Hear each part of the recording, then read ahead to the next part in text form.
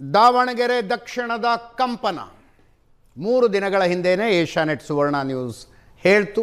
ಕೇವಲ ಅಬ್ದುಲ್ ಜಬ್ಬಾರ್ರನ್ನ ಸ್ಥಾನದಿಂದ ಕೆಳಗಿಳಿಯುವಂತೆ ಅಲ್ಲ, ನಜೀರ್ ಅಹಮ್ಮದ್ ಕೂಡ ಮುಖ್ಯಮಂತ್ರಿಗಳ ರಾಜಕೀಯ ಕಾರ್ಯದರ್ಶಿ ಹುದ್ದೆಯಿಂದ ಕೆಳಗಿಳಿಬೇಕು ಅಂತ ದೆಹಲಿಯಿಂದ ಫೋನ್ ಬಂದಿದೆ ಅಂತ. ಇಲ್ಲೇ ಕುಳಿತು ಕಾಂಗ್ರೆಸ್ ವಕ್ತಾರರು ಇದು ಸುಳ್ಳು ಅಂದರು. ಇವತ್ತದು ನಿಜ ಆಗಿದೆ. ನಾಗರಾಜ್ ಯಾದವ್ ಅವರೇ, for your kind information, BJP ಅವರಿಗೆ ನೀವು ಹೇಳಿದ್ದಾರೆ ಕಾಂಗ್ರೆಸ್ ವಕ್ತಾರರು ಅಂತ ಹೇಳಿದೆ. ನಾಗರಾಜ್ ಯಾದವ್ ಆದರೆ ಕಾಂಗ್ರೆಸ್ ಹೈಕಮಾಂಡ್ ಯಾರನ್ನು ಸ್ಪೇರ್ ಮಾಡೋ, ಇಂಡಿಸಿಪ್ಲಿನ್ ಟಾಲರೇಟ್ ಮಾಡಲ್ಲ. ಅದನ್ನೇ ನಾವು ಹೇಳಿದ ಸ್ಪಷ್ಟವಾದ ಸಂದೇಶ, ಸ್ಪಷ್ಟವಾಗಿ ಹೇಳಿದ್ದಾರೆ ನೀವು ಆ ಹುದ್ದೆಯಿಂದ ಕೆಳಗಿಳಿಬೇಕು ಅಂತಂದ್ವಿ. ಬಟ್ ಇಲ್ಲೇ ಕೂತ್ಕೊಂಡಿಲ್ಲ, ಅದು ಶುದ್ಧ ಸುಳ್ಳು, ಹಂಗೇನೂ ಆಗಿಲ್ಲ ಅಂದಿದ್ರು. ಈಗ ರಿಸಲ್ಟ್ ನಿಮ್ಮ ಮುಂದಿದೆ ಅಂತ ಹೇಳಿದೆ. ಮೋಹನ್ ವಿಶ್ವ ಅವರು ಬಿಜೆಪಿಯಿಂದ ಇದ್ದಾರೆ. ಒಂದು ಸಣ್ಣ ಮಾರ್ಗ ಕಂಡಂಗೆ ಕಾಣಿಸ್ತಾ ಇದೆ. ಇದು ಕೇವಲ ದಾವಣಗೆರೆ ದಕ್ಷಿಣಕ್ಕೆ ಸೀಮಿತವಾಗಬಾರ್ದು. 2028ರ ವಿಧಾನಸಭಾ ಚುನಾವಣೆ ತನಕ ಇದು ಮುಂದುವರ್ಕೊಂಡು ಹೋಗ್ಬೇಕು ಅನ್ನೋ ನಿರೀಕ್ಷೆಯಲ್ಲಿ ತಾವಿದ್ದೀರಿ. ಸತ್ಯ ಆಗುತ್ತೆ ಅನ್ಸುತ್ತೆ ಅದು. ಮುಸಲ್ಮಾನರಿಗೆ ಕಾಂಗ್ರೆಸ್ಸಿನ ನಿಜ ಬಣ್ಣ ಗೊತ್ತಾಗಿ ಸುಮಾರು ವರ್ಷಗಳೇ ಆಯಿತು. ಬೇರೆ ಬೇರೆ ರಾಜ್ಯಗಳಲ್ಲಿ ನಾವು ನೋಡಿದ್ದೀವಿ. ಉತ್ತರ ಪ್ರದೇಶ ಆಗ್ಬೋದು, ಬಿಹಾರ ಆಗ್ಬೋದು, ಹರಿಯಾಣ ಆಗ್ಬೋದು, ತೆಲಂಗಾಣ ಆಗ್ಬೋದು, ಈಗ ಕರ್ನಾಟಕದಲ್ಲೂ ಪ್ರಾರಂಭ ಆಗಿದೆ. ಯಾವ ರೀತಿ ಇವರು RSS BJPಯನ್ನು ಗುಮ್ಮ ತೋರಿಸ್ಕೊಂಡು ಹೆಂಗೆ ಮೋಸ ಮಾಡಿದ್ರು, ಸುಳ್ಳು ಹೇಳ್ಕೊಂಡು ಅನ್ನೋದು ಗೊತ್ತಾಗಿದೆ. ಇದು ನಾನು ಹೇಳ್ತಿರೋದಲ್ಲ, ಸ್ವತಃ ದಾವಣಗೆರೆ ಚುನಾವಣಾ ಸಮಯದಲ್ಲಿ ಮಾಧ್ಯಮಗಳು ಮೈಕ್ ತಗೊಂಡೋಗಿ ಇಟ್ಟಾಗ ಜನಗಳ ಮುಂದೆ ಅಲ್ಲಿನ ಮುಸಲ್ಮಾನರು ಹೇಳಿರೋ ಮಾತುಗಳು.